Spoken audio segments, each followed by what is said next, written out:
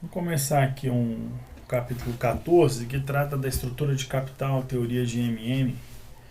É muito cobrado na prova. Qual a ideia, né? É o modelo de Modigliani-Miller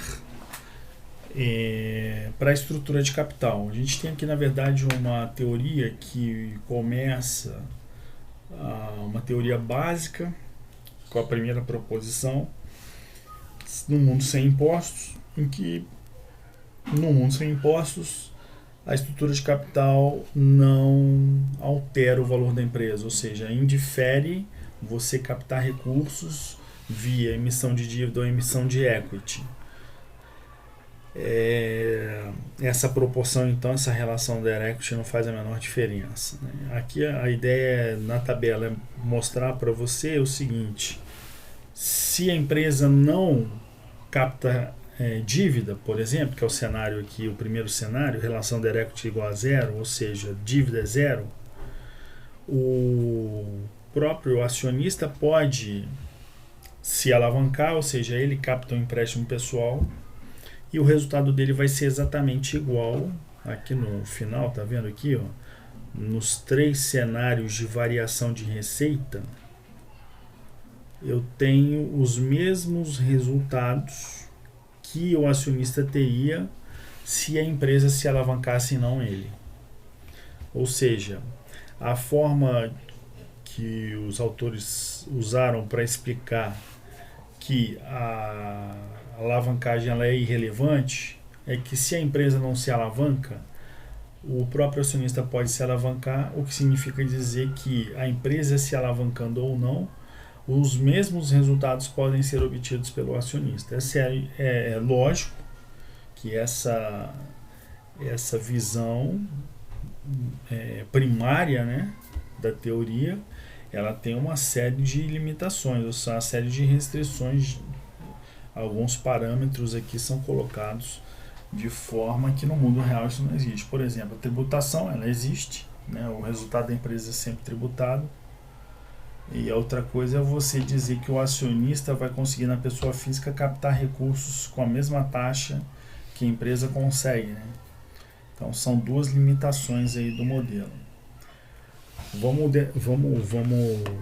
observar aqui no detalhe o modelo, né? Aqui no cenário em que você não tem dívida, você tem zero de dívidas e 1.000 de equity. Os juros não tem, no caso, né, porque não tem dívida, você tem aqui 100 ações, essas ações estão negociadas, então, são R$ 1.000 o equity, o valor de mercado, são 100 ações, então cada ação é precificada a R$ 10. Num DRE, você tem três situações, na verdade, em que ele fatura 100, 200 e 300.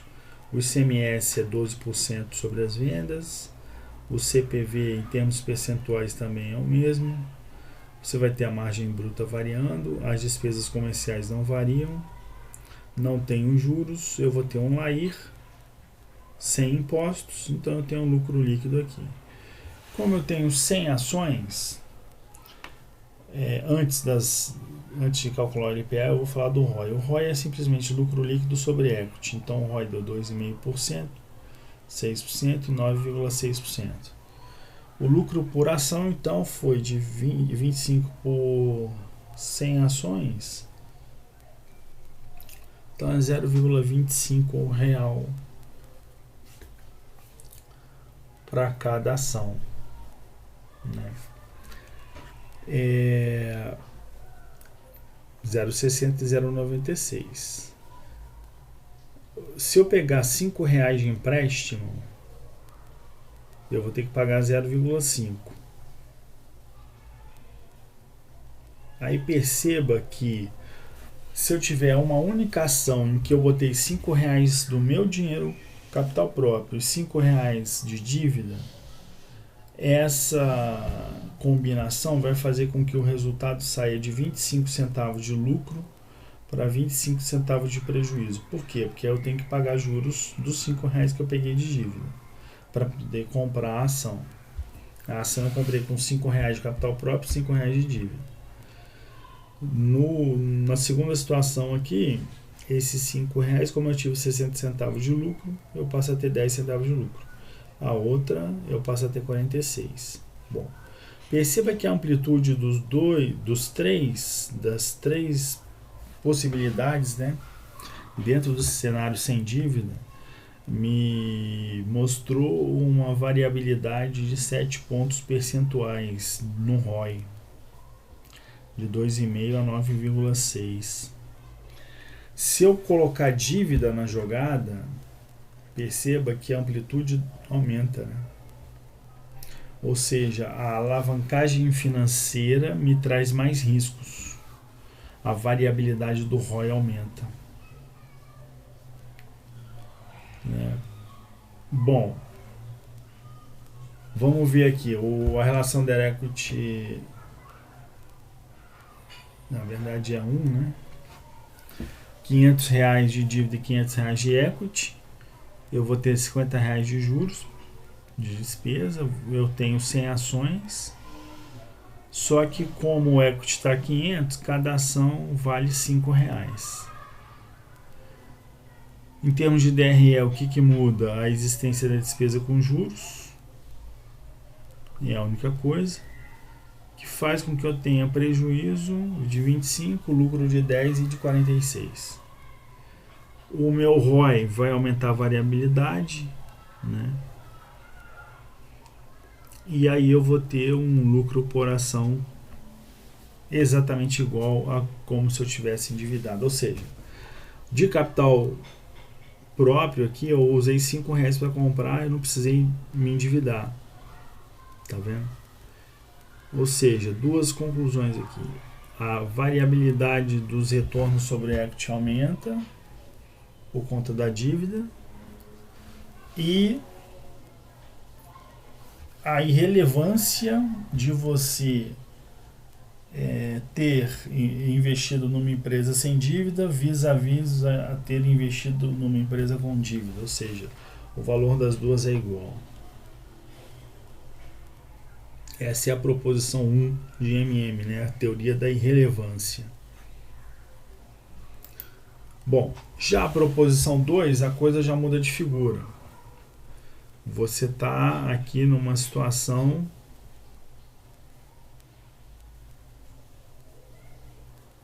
o que vai mudar aqui? Eu continuo sem ter impostos. Assim, o custo do equity aumenta, né, com o risco, né, da dívida, exatamente. O retorno exigido do acionista passa a ser influenciado pelo nível de endividamento. Não acontecia isso na proposição 1 de MM. O retorno exigido do acionista continuava sendo o mesmo. Aqui o retorno muda, mas ainda continua tendo isenção de imposto, né?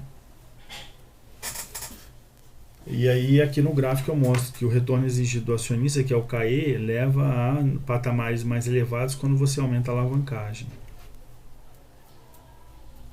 Mas perceba o seguinte, o KD sendo constante, o custo médio global ele se mantém constante com o aumento da alavancagem. O aumento da alavancagem aumenta a participação do KD em detrimento da participação do CAE. Então, quanto maior a alavancagem, maior a participação do KD no WACC em detrimento da participação do CAE. Essa fórmula aqui do WACC, né, que a gente já conhece, só que sem o benefício fiscal, a gente chega também à conclusão de que o valor da empresa independe da sua estrutura de capital. Por quê? O retorno exigido pelo acionista da empresa sem dívida seria o mesmo retorno da empresa alavancada, isso é, o WACC sempre seria o mesmo.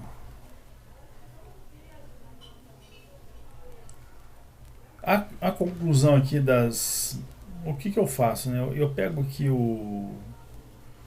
essa premissa, né, que eu estou dizendo aqui, que o retorno exigido pelo acionista da empresa sem dívida seria o mesmo retorno exigido da empresa alavancada. O que eu quero dizer é o seguinte, que o WACC da empresa com dívida é exatamente igual ao custo de oportunidade do acionista da empresa sem dívida, que eu estou chamando de K0.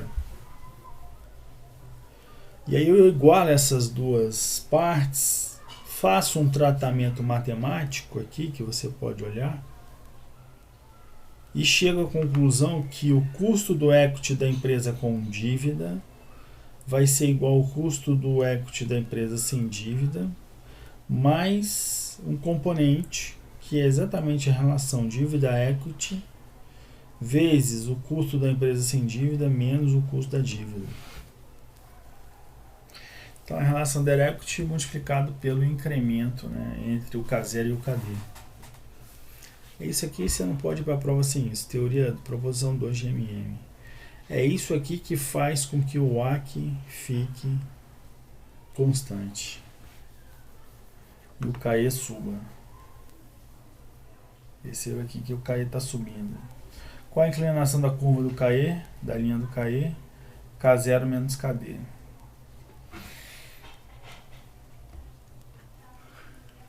Tá certo?